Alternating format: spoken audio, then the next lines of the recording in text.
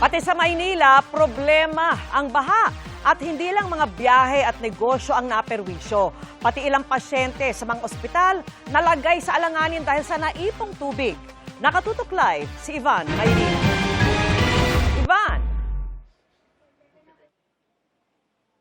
Yes, Vicky, sa nakalipas na 5 oras na nandito tayo sa Espanya Boulevard, ngayon lamang tayo nakakita ng bahagyang paghupa ng baha dito. Sa ngayon, Vicky, wala na sa kalahati ng gulong ang taas ng baha dito. Pero tulad na nakikita mo, itong aking kinatatayuan, ito ang direksyon patungo ng Quezon City. Ito namang kabila, yan ang direksyon patungo ng Quiapo. Hindi pa rin ito nadadaanan ng mga sasakyan dahil marami ang nagdadalawang isip at marami na rin ang mga tumirik sa mga kalye kasi kaya nahaharangan din itong mga daanan. Tulad na nabanggit mo, napakalaking abala at perwisyo ang idinulot ng pagbaha sa ating mga kababayan. Wala pang rush hour pero wala nang galawan ang mga sasakyan sa kanto ng Espanya Boulevard at Caico Street sa tapat ng University of Santo Tomas alas 2 ng hapon. Ang ilang sasakyan nga, ilang oras ang nakatenga at ang mga motorsiklo sumampa sa Center Island para iwas baha sana. Inabot na rin ng tubig. Kung sa gitna ka dadaan dyan, alanganin kasi hanggang bewang na. Hindi na rin kaya. Lumakoy na yung motor ko, sir. Asan? Andiyan, sir. Ayan? Opo, sir. Ayaw na. Ayaw na. Tirik na. O, tirik na, sir. Kaya, tiis na lang, sir. Inabot na kami ng pananghalian. Close na ba kayo ng mga kasama mo rin? Opo, close na, close na, close. Close na, close, sir. Para na kami magkakapatid tuloy. Malalaki sasakyan lang ang nakakadaan sa maraming bahagi ng Espanya at ilan lang ang naglalakas loob. Mabagal din ang paghupa ng baha.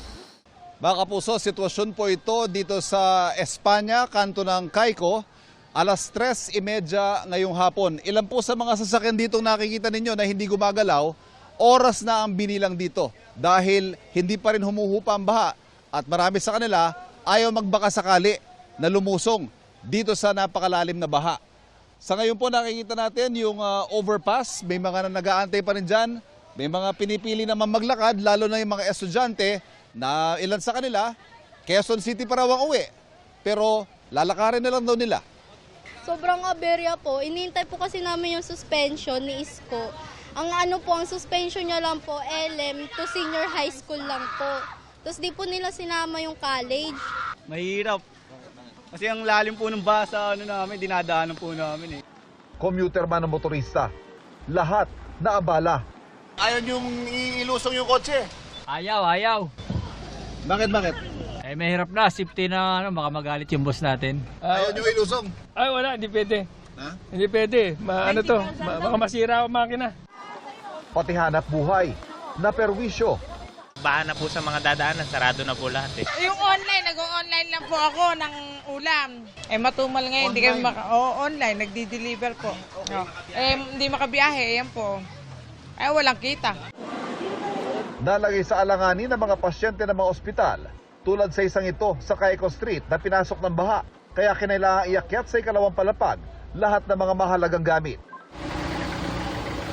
Binahari ng Philippine General Hospital o PGH sa Taft Avenue. Binahari ng mga kalsada sa paligid ng Taft, kabilang ang Calao Avenue at Maria Oroso Street. Marami ang stranded. May mga lumusong. Sobra pong hirap sa mga ganito sa amin na pumapasok po sa araw-araw. Habang ang iba, nag-arkila ng padjak o tricycle. 20, isa, 20. Baha po kasi sobrang taas po kasi ang baha dito sa top. Umaabot tuhod naman ang baha sa Tayuban, kanto ng Avenida. Sa Remigio Corner Rizal Avenue, hanggang tuhod din ang baha.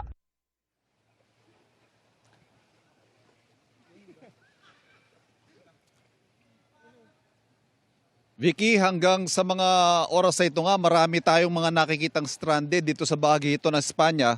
Ito sa aking likuran, may overpass dito eh. Marami pa rin yung mga mag-aaral na nandyan na pinipiling siguro pababain muna yung baha dahil wala namang masasakyan. Ang tanging transportasyon sa ganitong sitwasyon ay yung maglakad ka. Yun nga lang, hindi madali ang paglalakad sa ganitong baha dahil lalo pag may dadaang sasakyan, parang inaalon itong baha rito at talaga namang napakalaki yung perwisyo po.